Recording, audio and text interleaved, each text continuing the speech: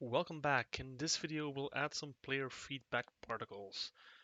This is somewhat a bonus video, it's not really required, but I'll go over how you can set up some particles and how you can spawn them through code and how you can control particle variables through code as well. So let's go into our project again. Let's head over to the content folder, right click and create a new folder and give it the name particles. All right. Now, next up, let's open it up and let's create a particle system. So right click and particle system, give it a name P underscore projectile impact. Now, important to note here is that we will be using the old Cascade particle system. We will not be using Niagara. If you want to use Niagara, have a look at the Unreal documentation, but we'll just use the tried and tested particle system. Now, in here, you'll see we have a particle system. It's already emitting. I'm going to click on the required tab in my emitters here, and I'm going to change my material to m underscore radial gradient. Right, so this is part of the starter content, as you can see here. That's why we added the starter content, and that's a nice and generic radial particle system. Now, next up, I don't want these particles to live this long, so I'm going to click on the lifetime and change my minimum value to be 0.5, maximum value to be 0.7. So it's going to be slightly shorter in lifetime. And at the moment they will keep moving upwards. I don't want that, so I'm going to right click here and add an acceleration, a constant acceleration. Select that node, head over to the Z value and add a value of minus 2000. So they're going to drop with 2 meters per second. Right, acceleration of 2 meters per second. Now, I don't want them to instantly drop. I want them to have some initial velocity first in a certain direction, because the idea here is that we will spawn. So say that this is my projectile, I'm moving, I spawn my projectile against the wall, and then I want to have in the negative forward direction some particles emitting. So what I'll do here is I'll select my initial velocity, and because I want this to happen in the negative forwards, I'm going to take my x direction and set this to minus 400 for the maximum value and minus 500 for the minimum value. So you have some variation in that direction. And I'm going to add some variation to my y as well. So that's basically left right of my particle system. So I'm going to have that 200 and minus 200. And same for upwards and downwards. Let's set 200 and minus 200, right? So it's going to be up and down within a certain limited range, left and right within a certain limited range, and always in the same direction, negative x in overall direction. All right. Now I also want my particles to kind of become smaller over life. So I'm going to right click here in my emitter and let's find size and add a size by life. Okay, let's open that up. And as you can see, we have our distribution here and our points. We have 2 points in our distribution. And I could actually also add this to the graph here, and then I can see what's going on here as well. I can actually see it in the graph. Right? I can see my 2 points. But I'm going to add some manual values on the side. So what I'll do is I'll leave my start size, but my end size, I want to have a squashed particle system in the y local direction. So let's set up 0.3. And as you can see, it has changed the value here. I'm going to click on this again to remove it. Oh, it's automatically added. I can't remove it again unless I probably remove curve here. All right. So let's also set our initial size. So click on the initial size module, and instead of having a vector random between 2 sizes, let's have a fixed vector. So let's get a distribution vector constant and give it a size of 3 in the x, so it's very small, and then 20 in the width and 0 in the z.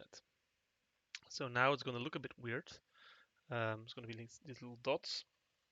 That's perfectly fine, because we're going to make another change. We're going to go back to the required module, and instead of using square screen alignment, meaning that it's aligned just always within a square facing the player, the camera, we're going to change it to velocity like so.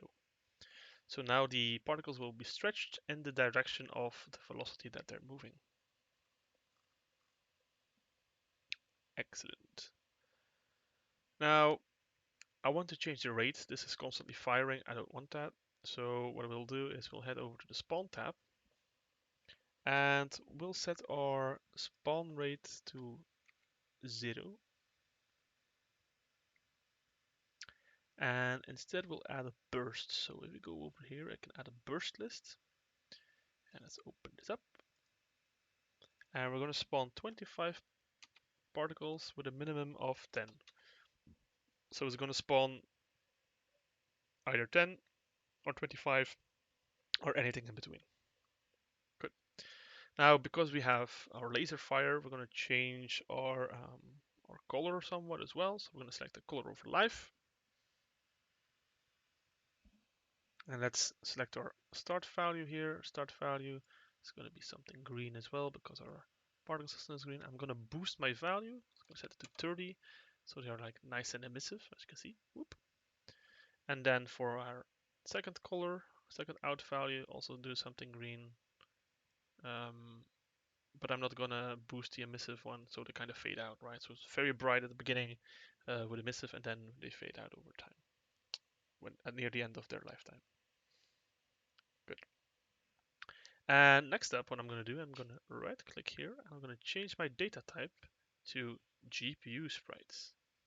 So as soon as I set this, it means that these particles will be GPU particles, meaning instead of updating them on the CPU, they're going to be updated on the GPU, so we can have a lot of them. Now, we get a warning here. This particle system has no fixed bounding box and contains a GPU emitter. So as soon as you have a GPU emitter, they kind of want you to define, well, where will these particles where will they be allowed to emit, kind of to optimize it somewhat and know how to handle it. So let's fix that. Let's click on this drop down next to our bounds here and set fixed bounds. Right? So now this is gone, but I kind of want to see what happens. So if I click on the bounce button here, I can see my bounce. And they're a bit small, right, for my particle system. They'll have to be bigger.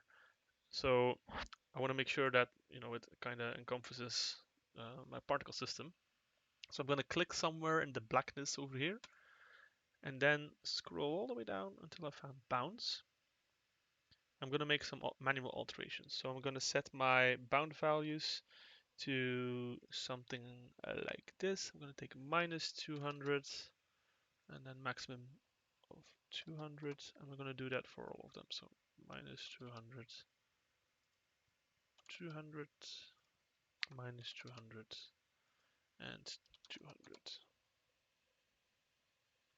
Excellent.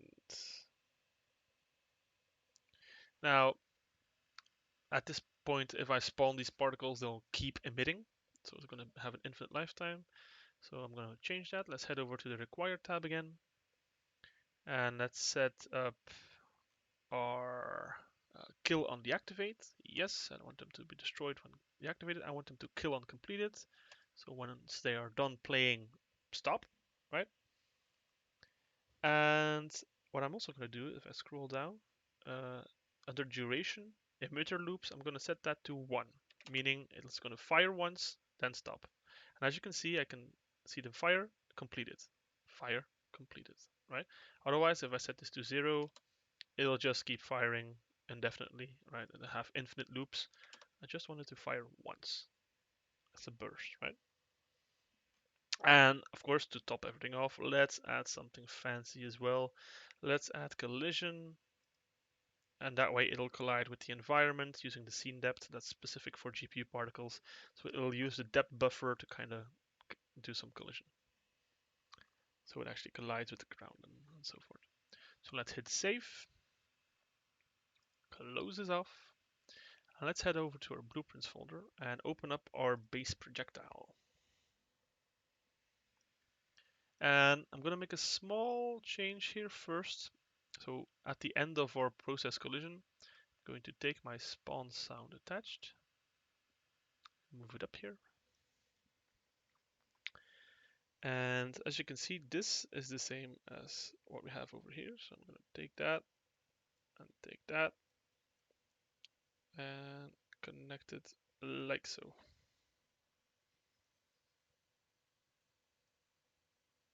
All right. So that way, they will both do the same thing. And before we destroy our actor, we will spawn our particle system. So I'm going to drag from here.